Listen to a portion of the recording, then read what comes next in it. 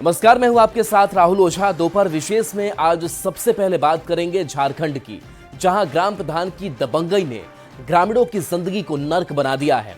आपको बताएंगे कि कैसे ग्राम प्रधान की दबंगई ने डुमरिया प्रखंड के करीब 200 परिवारों का मूलभूत अधिकार तक छीन लिया है। ना तो इन्हें किसी भी तरह की सरकारी योजनाओं का लाभ मिल पा रहा है, ना ही गांव के लोग दबंग प्रधान के डर से इनकी मदद करते हैं।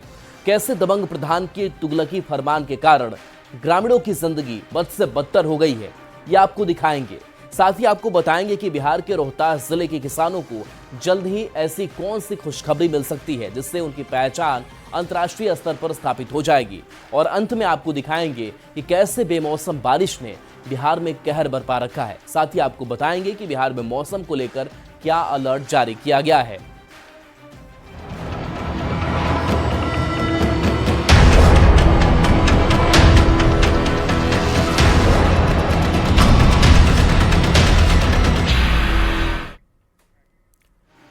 तो सबसे पहले बात झारखंड के पूर्वी सिंहभूम के डुमरिया प्रखंड के सैकड़ों ग्रामीणों की, जिनकी जिंदगी उनके ही गांव के ग्राम प्रधान के एक तुगलकी फरमान के कारण नर्क बन गया है। यहां के दबंग प्रधान ने अपनी बात न मानने पर करीब 200 परिवार के खिलाफ ऐसा फरमान सुनाया कि उनका हुक्का पानी बंद हो गया। सरकारी योजनाओं का लाभ मिलना तो दूर, गांव के ही लोग उनकी मदद करने को तैयार नहीं है। यहां तक कि अगर इन परिवारों में किसी की मौत हो जाती है तो उसे गांव में जलाने का अधिकार भी ग्राम प्रधान ने छीन लिया है। हैरानी की बात यह है कि प्रशासन भी उस दबंग प्रधान के खिलाफ कोई कार्रवाई करने से बचता नजर आ रहा है। देखिए हमारी ये खास रिपोर्ट।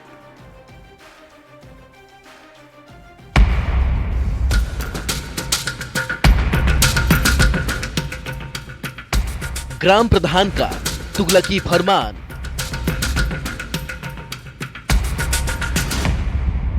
दो 200 परिवारों का हुक्का पानी बंद। विरोध करने पर सामाजिक बहिष्कार। न्याय के लिए दर दर भटक रहे ग्रामीण। न्याय नहीं मिलने पर धर्म परिवर्तन की चेतावनी। झारखंड के पूर्वी सिंहभूम जिले के डुमरिया प्रखंड के अलग अलग गांव के 200 परिवार न्याय के लिए 2 साल से दर दर भटक रहे हैं। ग्राम प्रधान के अन्याय से खुद को बचाने के लिए प्रशासन से मदद मांग रहे हैं। कभी प्रशासन, कभी विधायक और कभी सांसद मदद के लिए हर किसी का दरवाजा खटखटा चुके हैं, लेकिन आज तक इन्हें न्याय नहीं मिला है। जब कोई रास्ता नहीं बचा तो ग्रामीणों ने ऐलान कर दिया, अगर प्रशासन ने इनकी मदद नहीं की तो मजबूरन इन्हें धर्म परिवर्तन करना पड़ेगा और इसकी जिम्मेदारी ग्राम प्रधान और शासन प्रशासन की होगी। तो वहीं दूसरी तरफ पूर्वी सिंहभूम जिले के डुमरिया प्रखंड के लगभग 200 परिवार आज जमशेदपुर पहुंच सांसद और उपायुक्त के दरवाजे के पास न्याय की गुहार लगा रहे थे और न्याय नहीं मिलने के बाद 200 परिवारों ने अब साफ तौर पर कहा है कि अब वो धर्म परिवर्तन करने को मजबूर हो जाएंगे। इन ग्रामीणों की गलती बस इतनी है कि इन्होंने ग्राम प्रधान का विरोध किया, उसकी बात नहीं मानी, ग्राम प्रधान के सामने अपनी बात रखी। ग्रामीणों की ये बात प्रधान को इतनी नागवार गुजरी कि उसने तुगलकी फरमान सुना दिया। 200 परिवार का हुक्का पानी बंद कर दिया गया। विरोध करने वाले परिवार का सामाजिक बहिष्कार किया गया। अगर कोई इनकी मदद करता है तो उस पर जुर्माना लगाया जाएगा। मदद करने पर 3000 से 5000 तक का जुर्माना लगाने का ऐलान किया गया है।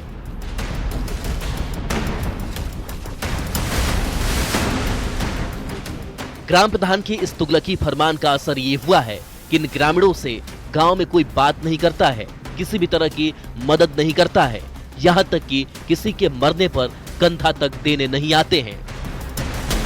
हमारा प्रॉब्लम यह है कि बहिष्कृत प्रॉब्लम, सामाजिक बहिष्कार का शिकार हुए हैं। जितना 122 परिवार, 118 परिवार हम लोग आए हुए हैं, वहाँ 150 से 200 परिवार बहिष्कृत अभी भी है। कोई प्रॉब्लम हम लोग देखिए, सरकार का योजना से भी हम लोग वंचित किया जा रहा है। पीड़ित ग्रामीणों ने बताया कि ग्राम प्रधान गांव में गुंडा राज चला रहा है। कई सालों से एक ही घर के लोग ग्राम प्रधान बनते हैं, इसलिए ग्रामीण भी उनसे डरते हैं। अगर ऐसे ही देखिए बिना पूजा पाठ के में हम लोग रह रहे हैं, वो जहर थान को भी हम लोग घुसने नहीं देता है, कहीं मस्जिद थान को भी घुसने नहीं देता है। मतलब बहुत प्रॉब्लम, मतलब अगर मजबूर में अगर अगले साल से हम लोग कोशिश कर रहे हैं एक ग्राम प्रधान के लिए, जाके आने वाला दिन में हम लोग का सही शिग्नेचर हो और सामाजिक काम नामकरण से लेकर क्रियाक्रम तक का विधि व्यवस्था को पार करने के लिए ग्राम प्रधान का जरूरी है। तो अगर नहीं मिलेगा तो भविष्य में हम लोग धर्म परिवर्तन कर लेते हैं। ग्राम प्रधान की दबंगई का अंदाजा इसी से लगा सकते हैं कि बहिष्कार किए गए परिवार को सामाजिक मदद मिलना तो दूर, किसी भी सरकारी योजना का लाभ नहीं मिल पा रहा है। यहाँ तक कि अगर इन परिवार में किसी की मृत्यु होती है तो उसे जलाने के लिए भी पुलिस की मदद लेनी पड़ती है। उसके बावजूद दूसरे गांव में जाकर अंतिम संस्कार करना पड़ता है। इतना दिन हम लोग कितना कष्ट से झेल रहे हैं, वो हम लोग बहिष्कृत परिवार समझ रहे हैं। सरकारी सुविधा से पूरी हम लोग वंचित हैं। गांव में न बहिष्कृत परिवार को आवास मिलता है, न दूसरा कोई योजना का लाभ, कुछ नहीं। जब कहीं से कोई मदद नहीं मिली तो ग्रामीणों ने स्थानीय बीजेपी सांसद विद्युत वरण महतो से न्याय की गुहार लगाई। ग्रामीणों ने सांसद को पत्र देकर मदद मांगी है।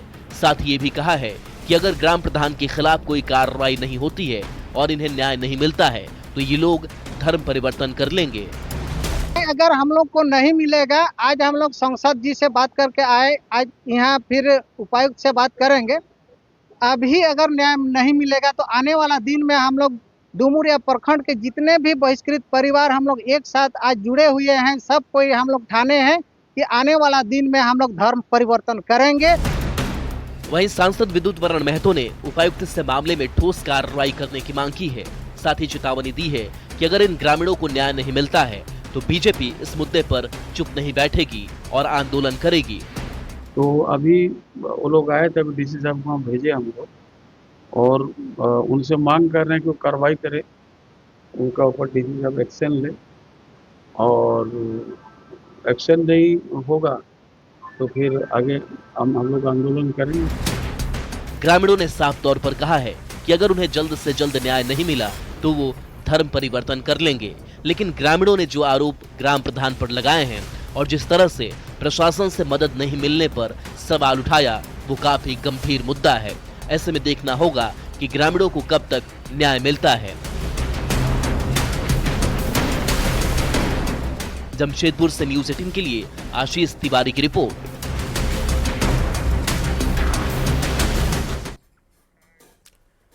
अब बात बिहार की, जहां बेमौसम आंधी बारिश और ओलावृष्टि ने पूरे बिहार में कहर बरपा रखा है। कहीं आंधी की वजह से पेड़ उखड़ गए तो कहीं ओलावृष्टि की वजह से खेतों में खड़ी फसल पूरी तरह से खराब हो गई।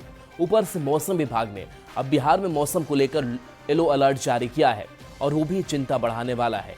ये रिपोर्ट दिखाते हैं।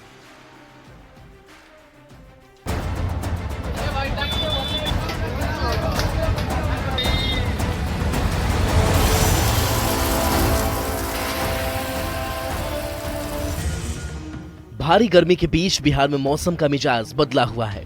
कई इलाकों में रुक रुक कर बारिश हो रही है, लेकिन चिंता की बात यह है कि मौसम विभाग ने 25 जिलों के लिए ऑरेंज अलर्ट जारी किया है। खासकर उत्तर पूर्वी और दक्षिण पूर्वी जिले में ओलावृष्टि और ठनका गिरने की संभावना जताई गई है।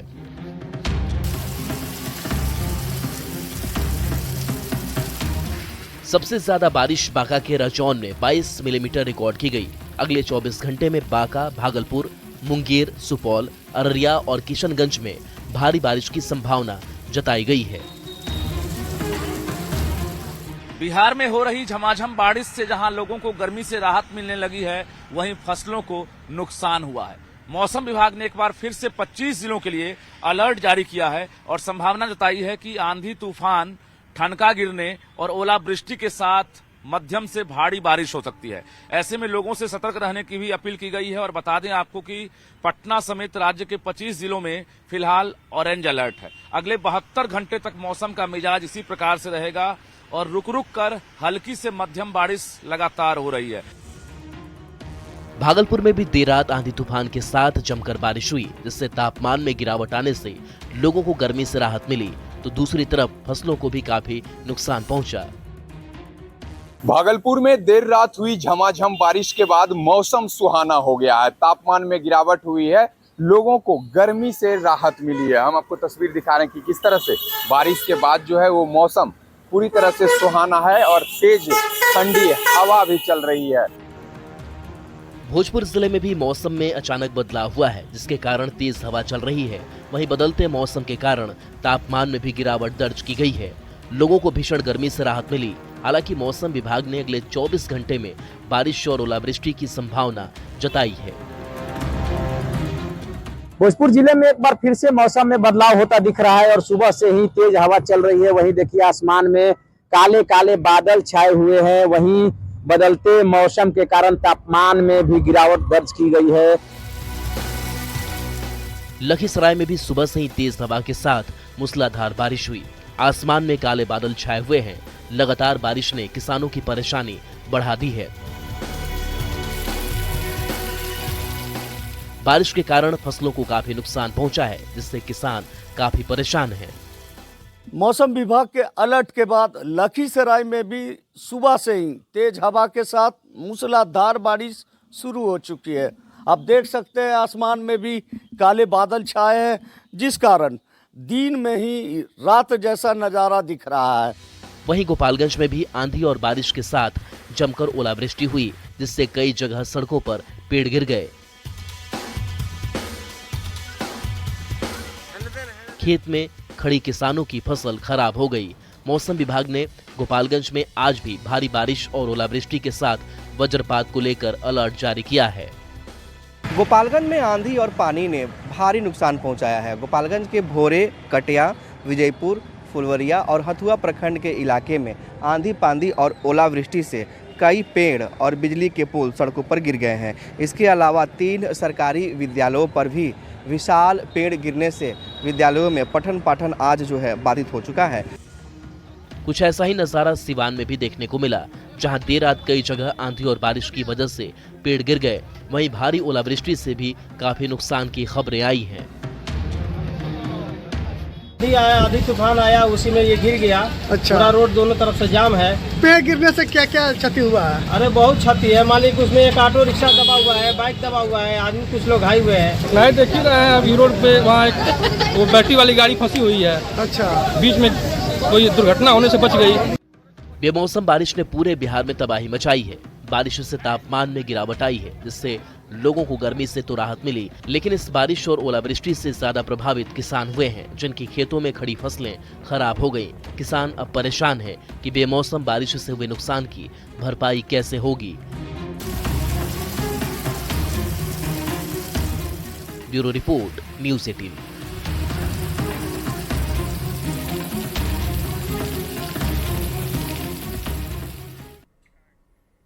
अब बात एक अच्छी खबर की। रोहतास जिले को धान का कटोरा कहा जाता है। यहाँ का सोनाचूर चावल अपने स्वाद और खुशबू के लिए काफी प्रसिद्ध है, लेकिन अब सोनाचूर चावल को अंतर्राष्ट्रीय पहचान दिलाने की पहल शुरू की गई है। जिला प्रशासन ने सोनाचूर चावल को जीआई टैग दिलाने का प्रयास शुरू कर दिया है। अगर जीआई टैग मिल जाता है तो सोनाचूर की खुशबू बिहार और भारत से निकलकर दुनिया भर में फैलेगी। साथ ही इससे किसानों को भी काफी फायदा होगा। ये रिपोर्ट देखिए।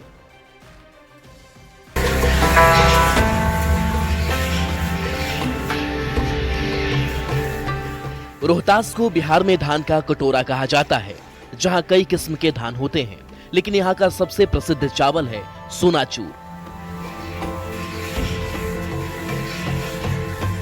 छोटा दाना वाले इस चावल की खुशबू और इसका स्वाद ही इसकी पहचान है, लेकिन अब इसकी यही पहचान अंतर्राष्ट्रीय स्तर पर स्थापित होने वाली है, क्योंकि रोहतास जिला प्रशासन ने सोनाचूर चावल को जीआई टैग दिलाने का प्रयास शुरू कर दिया है।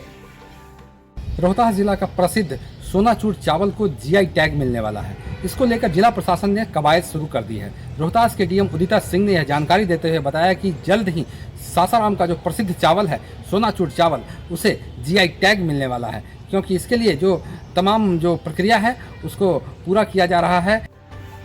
अगर सब कुछ सामान्य रहा तो आने वाले समय में रोहतास जिले का यह खुशबूदार चावल दुनिया भर के लोगों की थाली में परोसा जाएगा। रोहतास के सोनाचूर चावल को जीआई टैग दिलाने के लिए विक्रमगंज में वनस्पति अनुसंधान इकाई, बिहार कृषि विश्वविद्यालय भागलपुर, कृषि प्रौद्योगिकी प्रबंध अभिकरण और स्थानीय किसानों का संगठन संयुक्त रूप से प्रयास कर रहा है। सोनाचूर जो धान है उसकी खेती यहाँ पर रोहतास जिले में की जाती है। उसका जीआई टैगिंग के लिए जिला प्रशासन की अनुशंसा की गई है। जीआई टैगिंग होने के बाद सोनाचूर को एक गति मिलेगा जो कि हमारे किसानों के लिए भी लाभदायक होगा और किसान इसको और अच्छे से उत्पादन करेंगे। सोनाचूर धान उत्पादक संघ से जुड़े किसानों ने इसके लिए लंबी लड़ाई लड़ी है। बता दें कि किसी खास क्षेत्र के खास उत्पाद को यह मान्यता दी जाती है। यह टैग बौद्धिक संपदा अधिकारों के तहत मान्यता प्राप्त होती है। इससे संबंधित उत्पाद का इंटरनेशनल बाजार में विशेष पहचान बनती है। जीआई टैग मिलने से किसानों में एक खुशी की लहर है। जिला प्रशासन के द्वारा जो अनुशंसा की गई है इसके उत्पादन को कार्य क्षेत्र को विस्तार करने के लिए भी इसको एक पहचान मिलेगी। रोहतास में सोनाचूर चावल की बम्पर खेती होती है। इस चावल के दाने छोटे छोटे और काफी खुशबूदार होते हैं।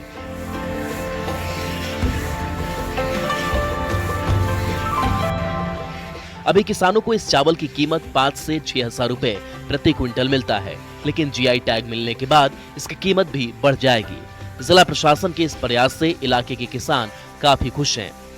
हमारा जिला रोहतास बिहार का धान का कटोरा कहा जाता है और यहाँ का सोनाचूर धान बहुत ही फेमस है। उसकी जीआई टैगिंग के लिए हम लोगों ने अनुशंसा किया ताकि जो रोहतास जिला का अपना धान है सोनाचूर धान उसको एक पहचान मिले और इसको हम लोग देश नहीं बल्कि विदेशों में भी इसका एक्सपोर्ट कर सके ताकि ये पहचान जो है इसके साथ एक्सपोर्ट और इसमें भी इनकम लोग किसानों का इनकम में भी बढ़ोतरी होगा जीआई टैगिंग में। जब इस चावल को जीआई टैग मिल जाएगा तो अंतर्राष्ट्रीय स्तर पर इसकी पहचान बनेगी, जिसका प्रभाव यह होगा कि किसानों के उसके उत्पादन की अच्छी कीमत मिलेगी। साथ ही किसानों को सोनाचूर धान के उत्पादन में मदद मिलेगी। न्यूज़ 18 के लिए सासाराम से अजीत कुमार की रिपोर्ट।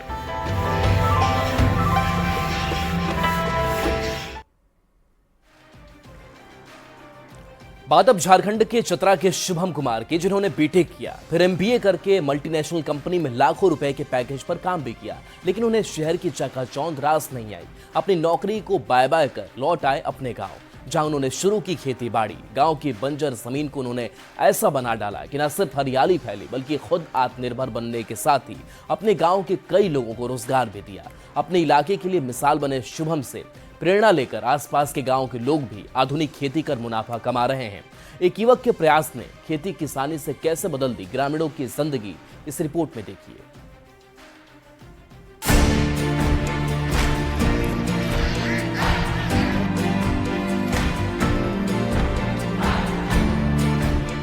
इंसान अगर कुछ करने की ठान ले तो बंजर जमीन को भी हरा भरा बना सकता है। कुछ ऐसा ही किया है चतरा जिले से सिमरिया प्रखंड के कोहर कला गांव के रहने वाले शुभम सिंह ने। बीटेक और एमबीए की पढ़ाई करने के बाद मल्टीनेशनल कंपनी में लाखों रुपए के पैकेज की नौकरी की, लेकिन एक वक्त आया जब शुभम ने शहर की चमक दमक को ठुकराकर गांव की मिट्टी को चुना। टोटल 10 से 12 लोग यहाँ पे सैलरी पे रहते हैं और लगभग ऑन एन एवरेज 15 से 20 लोग मजदूरी पे यहाँ पे काम करते हैं, क्योंकि ये बगीचे के अलावा भी मेरा जो है वो लमसम 48 एकड़ में खेती होता है, जिसमें अलग अलग तरह के सब्जी, फल और बाकी का उत्पादन होता है। तो लेबर मोटा मोटी अगर बोलिएगा तो सैलरीड में 12 लोग हैं और वैसे 20 से 25 लोग हमेशा काम करते हैं।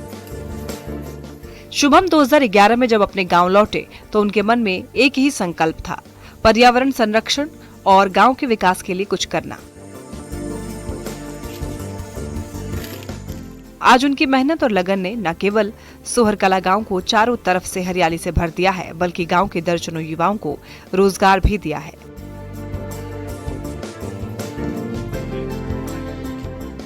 शुभम की कहानी पर्यावरण, कृषि, पशुपालन और सामाजिक उत्थान का एक अनूठा संगम है, जो आज के युवाओं के लिए किसी प्रेरणा से कम नहीं है। डॉग ब्रीडिंग, चूंकि आजकल कुत्तों का बहुत ज्यादा मांग हो रहा है, तो आय के स्रोत को बढ़ाने के लिए यहाँ पे कुत्तों के लिए डॉग ब्रीडिंग के लिए भी अलग अलग नस्ल के कुत्ते रखे हुए हैं, जिसमें जर्मन शेफर्ड है हमारे पास, इंडियन मैस्टिफ है। ऐशोआराम की जिंदगी छोड़ गांव लौटने का फैसला करने वाले शुभम ने हजारीबाग से 12वीं की पढ़ाई की, 2003 में दिल्ली से बीटेक किया, 2007 में पुणे से एमबीए की डिग्री हासिल की। कई मल्टीनेशनल कंपनी में सॉफ्टवेयर इंजीनियर के रूप में काम किया। शुभम की सैलरी भी लाखों रुपए थी। शुभम के पास शहर में तमाम सुख सुविधाएं थी, अच्छी नौकरी थी, लेकिन शुभम बताते हैं कि सब कुछ होने के बाद भी शहर में उनका मन नहीं लगा। गांव की मिट्टी बार बार उन्हें अपनी ओर खींच रही थी। फिर एक वक्त ऐसा आया जब उन्होंने नौकरी छोड़कर शहर का ऐशो आराम छोड़कर गांव लौटने का फैसला किया। मेरा प्रारंभिक शिक्षा हजारीबाग से हुआ था, सरस्वती विद्या मंदिर से। 10th का मैंने किया, उसके बाद 12th का अनादा कॉलेज से ISC किया था। उसके बाद इंजीनियरिंग किया मैंने दिल्ली से। उसके बाद MBA किया पुणे से। पुणे में नौकरी भी किया सॉफ्टवेयर कंपनी में भी, और MBA के बाद मैंने बैंकिंग सेक्टर में, इंश्योरेंस सेक्टर में भी बहुत दिन तक काम किया। उसके बाद कुछ दिन होने के बाद मुझे वापस गाँव आना पड़ा। मेरे पारिवारिक और मेरा इच्छा भी नहीं था वहाँ रहने का। तो यहाँ आने के बाद खेती और किसानी में कुछ अच्छा करना था। इसकी प्रेरणा मुझे मेरे पिता, माता और परिवार से मिली कि खेती में कुछ करना चाहिए। गांव लौटने का फैसला आसान नहीं था। आज के समय में जहां युवा गांव से शहर की ओर भागते हैं, ऐसे में शहर को छोड़कर गांव आना काफी चुनौतीपूर्ण था। शुभम ने 2012 में 7.5 एकड़ बंजर जमीन पर पौधारोपण शुरू किया। लाल और सफेद चंदन, सागवान, शीशम, आम, नींबू और नाशपाती के पौधे लगाए। आज ये पौधे पेड़ का आकार ले चुके हैं। सूखी बंजर भूमि हरी भरी हो चुकी है, जिससे न केवल पर्यावरण को संरक्षित किया बल्कि अच्छा खासा मुनाफा भी कमा रहे हैं। शुभम ने पर्यावरण संरक्षण को केवल पौधारोपण तक सीमित नहीं रखा। उन्होंने पशुपालन और आधुनिक खेती के जरिए इलाके के लोगों को रोजगार भी दिया। आज वो कई एकड़ में स्ट्रॉबेरी, लीची और मसालों की खेती करते हैं। इसके अलावा गाय, बकरी, भैंस, बतख, देसी मुर्गी का पालन करते हैं। कड़कनाथ मुर्गी से हर दिन 1000 अंडा भी मिलता है। अलग अलग नस्ल के कुत्ते की भी ब्रीडिंग करते हैं। शुभम पारंपरिक और आधुनिक कृषि का मिश्रण करते हैं। वो लगातार नए प्रयोग करते रहते हैं, जिससे उनकी खेती और पशुपालन की तकनीक और अधिक प्रभावी हो रही है। उनकी इस पहल ने न केवल उनकी आर्थिक स्थिति को मजबूत किया है, बल्कि गांव के अन्य लोगों के लिए भी प्रेरणा का काम किया।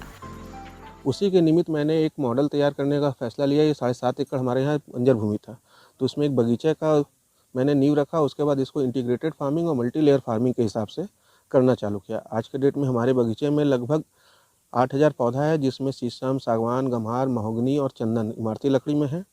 फलदार में आम है, नींबू है, अमरूद है, सेब है, केला है, नाशपाती है, अनार है, लीची है। उसके अलावा मसाले में भी हम लोगों ने अभी यहाँ पर प्रोसेस किया था आपका हींग का पौधा का, जो सक्सेस हो गया। हींग का प्रोडक्शन भी छोटे पैमाने में हो रहा है। तेजपत्ता लगा हुआ है, दालचीनी का पौधा लगा हुआ है। शुभम की पहल का सबसे बड़ा प्रभाव गांव के युवाओं पर पड़ा है। उनके प्रयासों से गांव के 1 दर्जन से भी अधिक युवाओं को रोजगार मिला है। गांव के लोग शुभम की तारीफ करते हैं। बाहर से लाके यहाँ मील के पत्थर के अनुकरण मैंने कई साबित हुए हैं, जहाँ बंजर भूमि को एक उपजाऊ जगह बनाए और लोगों को रोजगार दिए हुए हैं। यहाँ लगभग आपका 600 आम का पेड़ है, 400 चंदन का है और विभिन्न तरह के पौधे हैं। साथ में मछली पालन है, बत्तख पालन है, बकरी पालन है और मुर्गी पालन, ये सब का भी व्यवसाय किए हुए हैं। शुभम सिंह के खेतों में आज 10 लोग सैलरी पर काम करते हैं, जिनमें से कुछ पहले दूसरे शहरों में काम करते थे, लेकिन शुभम के प्रयास से उनकी जिंदगी भी बदल गई। पहले कलकत्ता में काम करते थे सिलाई का, वहाँ भी 1.5 दिन काम किए। उसके बाद जब घर आए तो उसके बाद ये हमको मिले, बोले स्टाफ का जरूरी है, मेरे पास रह जाओ। तो 2016 से अभी तक हम यहाँ हैं। मेरा रोजी रोटी चलता है, जितना स्टाफ है सबका चलता है।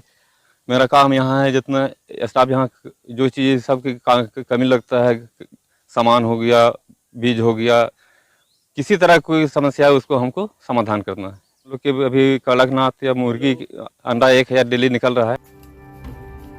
शुभम पर्यावरण संरक्षण और आधुनिक खेती के जरिए न सिर्फ अपने गांव को समृद्ध बनाना चाहते हैं, बल्कि अन्य गांव के लिए मिसाल बनना चाहते हैं। उन्होंने साबित किया कि अगर इरादे मजबूत हों तो गांव की मिट्टी भी सोना उगल सकती है। उनकी यात्रा हर उस व्यक्ति के लिए प्रेरणा है जो अपने छोटे छोटे प्रयासों से बड़ा बदलाव लाना चाहता है।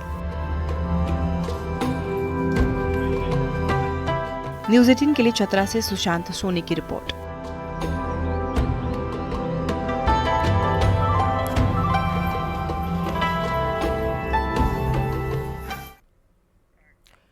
और चलिए न्यूज़ 18 बिहार झारखंड पर खबरें आपके लिए लगातार जारी।